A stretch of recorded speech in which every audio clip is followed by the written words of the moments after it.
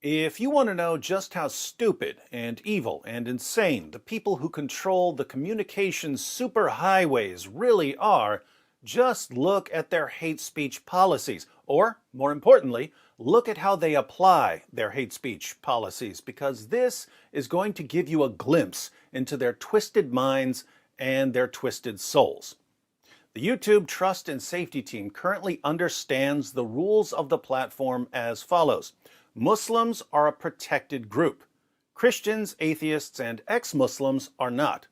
Since Muslims are a protected group, anything that could potentially offend them is hate speech. Christians, atheists, and ex-Muslims are not protected groups, and therefore Muslims can say whatever they want about them. Muslims are even free to threaten them with death. I kid you not.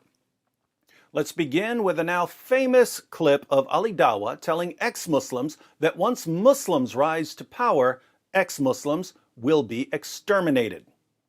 This is a part of our religion. There's a reason to it. Yeah? There's a reason why there's a capital punishment. Because people like you, little weaklings, who leave their religion and cause corruption in the land by spreading it, the capital punishment in Islamic law would be applied to you. We have no doubt. And we're proud of that. Yeah? Capital punishment will be applied in an Islamic state. Yeah? Not individuals going and doing it themselves like idiots. Yeah? No. Under an emir, it is done. Yes. And we, you know what? We'll be watching. Why will apostates be executed? Because the rights of the community take precedence over the rights of an individual. We'll be watching. Because if you're going to cause corruption in the land, that's going to cause more damage to the society as a whole. Because the Sharia didn't come to protect an individual's right. Hey, can I drink alcohol? Yeah, sure. Drink alcohol, run someone over, kill them, set all this kind of chaos. No, Islam says the right of the community is greater than you individual wanting your right to freedom, which is BS. Absolutely BS. Yeah? So, if Ali Dawah wins and he converts enough people to Islam and he establishes an Islamic society, the ex-Muslim population will be exterminated by the government while Ali Dawah and his friends are watching. The capital punishment in Islamic law would be applied to you. We have no doubt. And we're proud of that. Under an emir, it is done. Yes. And we, you know what? We'll be watching. Not too long ago, the apostate prophet was tweeting about how YouTube allows Ali Dawah to promote the death penalty for apostates on its platform. YouTube then sent AP a message asking him for the video. The YouTube Trust and Safety Team eventually explained their decision to allow Ali Dawah to continue promoting the death penalty for apostates. Update. After carefully reviewing the video, our team has confirmed that it doesn't violate our community guidelines, and therefore we will not be enforcing any actions on it.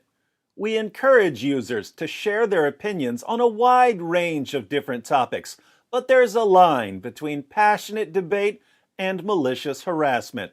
We understand the value of free expression and take great care when we enforce our policies. We'll take down content that diverts into threats or harassment when flagged, but not all negative videos or comments will be removed. Hope this helps clarify. Oh, it helps clarify, all right.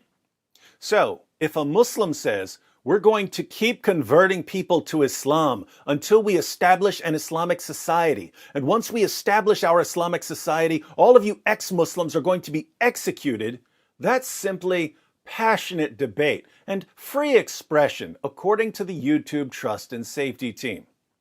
Now, for the record, I don't want Ali Dawah banned for saying things like this.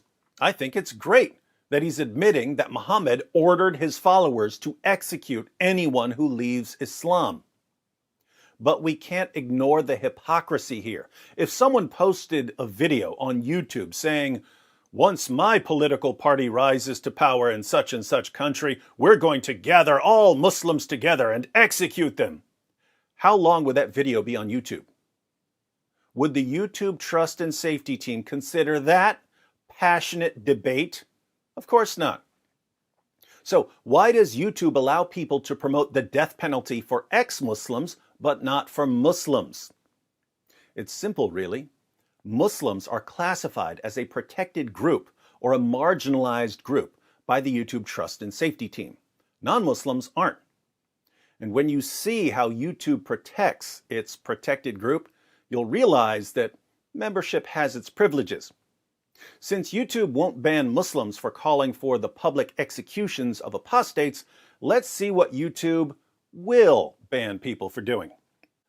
Hi, Act 17 Apologetics. Our team has reviewed your content, and unfortunately, we think it violates our hate speech policy. We've removed the following content from YouTube.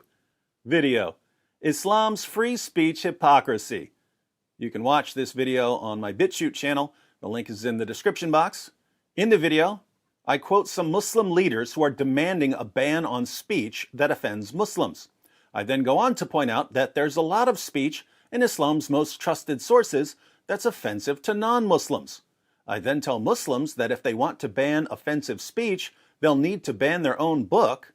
But if they don't want to ban their own book, they shouldn't be calling for a ban on offensive speech. According to YouTube, exposing hypocrisy is hate speech. It's not passionate debate. It's not free expression. It's hate speech.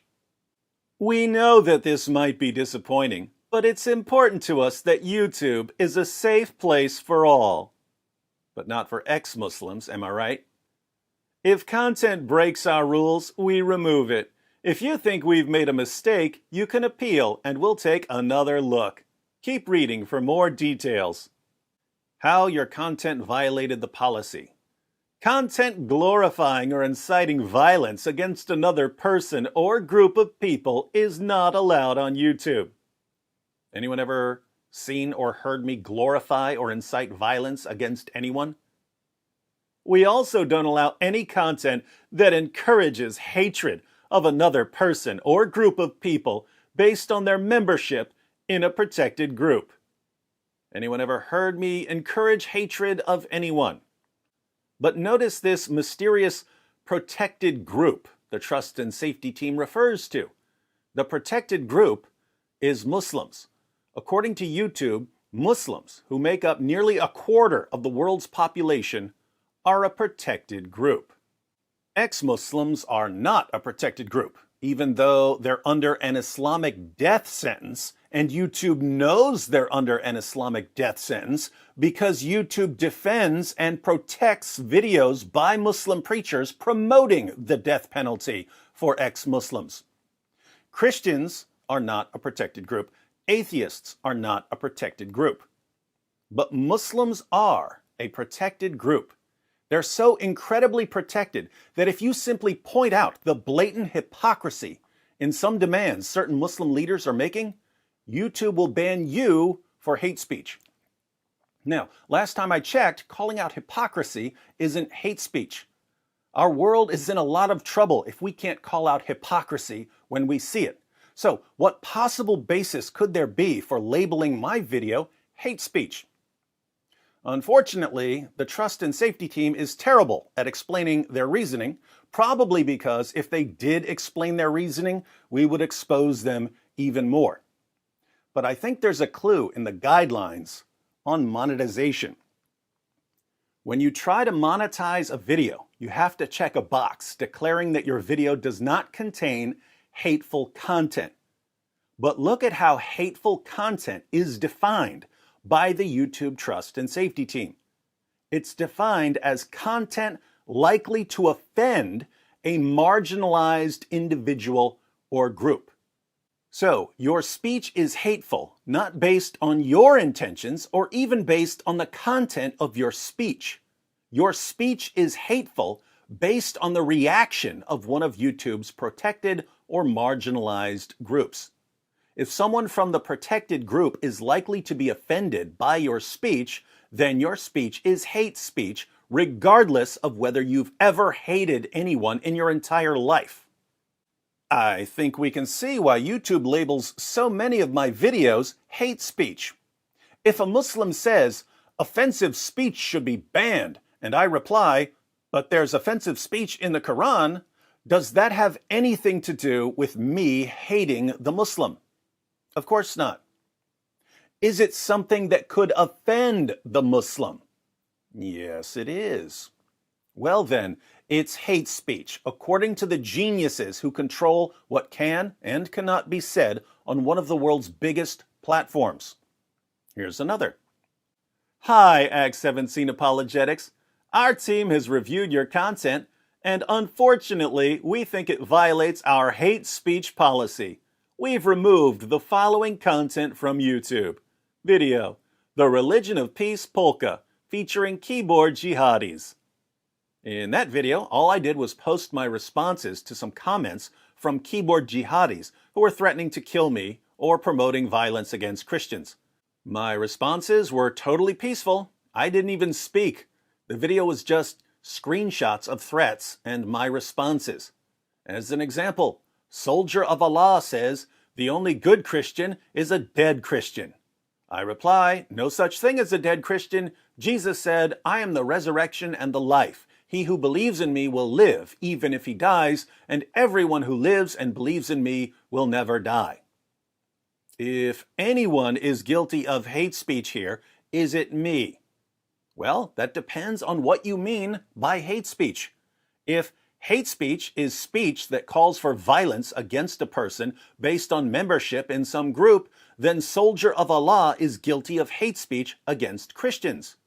But if you define hate speech as speech that might offend a member of a marginalized group, and every Muslim in the world is a member of a marginalized group, well then, Soldier of Allah is the victim, and I'm the offender who offended him. And this never stops.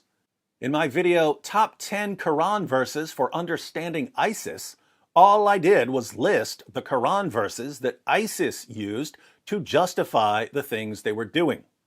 According to YouTube, my video was hate speech, even though the only group I talked about in the video was ISIS. Apparently, even ISIS jihadis qualify as a protected group. In my video, Prophet Muhammad Solves Coronavirus, I made fun of some of Muhammad's stupid claims. Making fun of someone's stupid claims wouldn't normally constitute hate speech, but what is YouTube's definition of hate speech? Something likely to offend a member of a protected or marginalized group. Could a Muslim be offended because I made fun of Muhammad? Absolutely. Hence, my video was banned as hate speech. My video, Did Muhammad Exist? Robert Spencer and David Wood versus Anjem Choudhury and Omar Bakri, was a debate between two Christians and two Muslims. But some of our points about Muhammad must have been offensive to Muslims because the video was banned as hate speech. My video, Tommy Robinson Found Guilty, Robert Spencer and David Wood Live, was just me and Robert Spencer discussing the British government sending Tommy Robinson to prison for reporting on Muslim grooming gangs. Is that hate speech?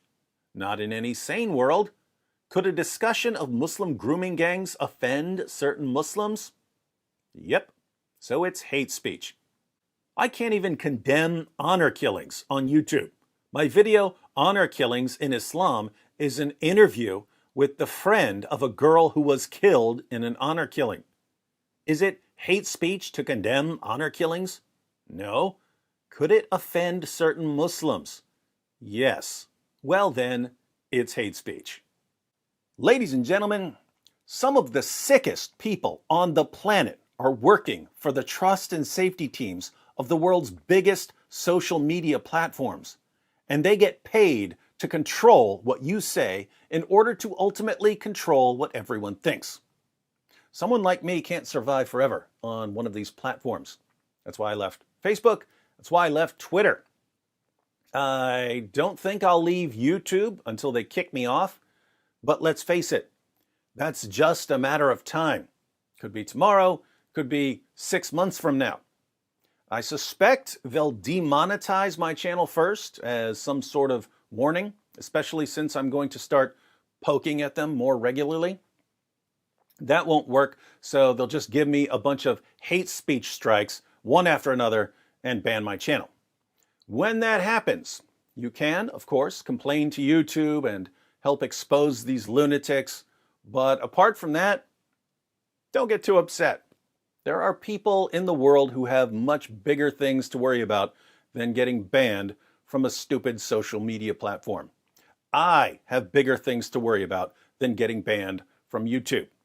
Sometimes I wish these cowards would just ban me and get it over with so I can get to work on whatever comes next. Now, the positive side of my recent video bans is that I have been paying a bit more attention to backup plans. My videos are now being posted on BitChute, Minds, and Library. The links to those channels are in the description box. I'm also having a website made. It'll be act17.com. I've had a couple of websites for a while, but they're blogs, and I haven't been using them much. I've got a company making my new site, and I'm having them add a page where you can enter your email address if you'd like to receive updates on whatever might happen. After that is set up, the same company is going to get me set up on Discord. So whatever happens, we'll keep moving forward. As always, everyone is free to download any of my videos and to re-upload them to your own channels for safekeeping. And once I'm banned from YouTube, feel free to download my videos from other platforms and put them on your YouTube channel. Never forget that the people who wield power on these platforms are a bunch of sniveling losers and wannabe tyrants who don't have enough life experience to know how pathetic they are. We're smarter than them, we're better than them, and we're more relentless than them. And that means they will eventually lose, because that's what losers do.